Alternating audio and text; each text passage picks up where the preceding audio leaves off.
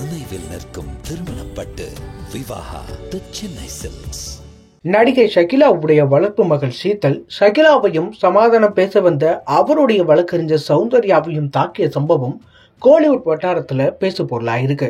தாக்குதலுக்கு பின்னர் ஷகிலாவும் அவருடைய வழக்கறிஞர் சௌந்தர்யாவும் தனியார் மருத்துவமனையில சிகிச்சை பெற்று வந்த நிலையில வழக்கறிஞர் சௌந்தர்யா இந்த சம்பவம் தொடர்பாக கோடம்பாக்கம் காவல் நிலையத்துல புகார் அளிச்சிருக்காங்க. அவங்களுடைய புகாரின்படி நேற்றிரவு சீதல் தன்னுடைய வளர்ப்பு தாயான ஷகிலாவை அடிச்சு கீழே தள்ளிவிட்டு வீட்டில இருந்து ஓடி இருக்காங்க. இதனை அடுத்து சௌந்தர்யாவுடைய தோழி நர்மதா தொலைபேசியில சௌந்தர்யாவை தொடர்பு கொண்டு நடந்த விஷயத்த சொல்லி ஷகிலாவுக்கு உதவுமாறு சொல்லியிருக்காங்க. இதையடுத்து ஷகிலா வீட்டுக்கு வந்த சௌந்தர்யா ஷகிலாவிடம் நடந்த விஷயம் எல்லாத்தையும் கேட்ட பின்னர் சீதலை போன்ல அழைச்சு சமாதானம் செஞ்சு வைக்கிறதா வீட்டுக்கு கூப்பிட்டிருக்காங்க. அதன்படி சீதல் தன்னுடைய தாய் சசி, அக்கா ஜமீலா ஆகியோரோட வீட்டுக்கு வந்திருக்காங்க. அப்போது சௌந்தர்யா அவங்கள்ட்ட பேசிட்டே இருந்த சமயத்துல சிகரெட் ட்ரேவை எடுத்து சௌந்தர்யா தலையில தாக்கின சீதல் ஷகிலாவுக்கும் கொலை மிரட்டல் விடுத்ததா சொல்லப்படுது.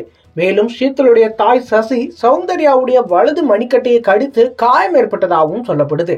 பின்னர் இவங்க எல்லாரும் அங்கிருந்து கிளம்பினதுக்கு அப்புறம் தாக்குதலுக்குள்ளான ஷகிலாவும் சௌந்தர்யாவும் கோடம்பாக்கம் மெட்வே மருத்துவமனைக்கு சென்று முதலுதவி சிகிச்சையும் பெற்று வந்திருக்காங்க. இதையடுத்துதான் கோடம்பாக்கம் காவல் நிலையத்துக்கும் சென்ற சௌந்தர்யா மற்றும் ஷகிலாவின் வளர்ப்பு மகள் பிரச்சனையில சமாதானம் செய்து வைக்க சென்ற தன்னையும் சீதல் மற்றும் அவருடைய தாய், அக்கா ஆகியோர் தங்களை தாக்கியதா புகார் அளிச்சிருக்காங்க.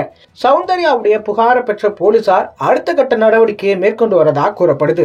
ஷகிலாவுடைய அண்ணன் மகளான சீதல் 6 மாத குழந்தையா இருந்த போதிலிருந்தே ஷகிலா அவங்கள தத்தெடுத்து வளர்த்து வந்தாங்க அப்படிங்கிறதும், சீதலுடைய அப்பா இறந்து போன நிலையில சீதலுடைய அம்மா மற்றும் அக்கா ஆகியோர் கோடம்பாக்கம் ட்ரெஸ்புரத்துல வசித்துட்டு வராங்க அப்படிங்கிறதுமே முக்கியமான விஷயம்.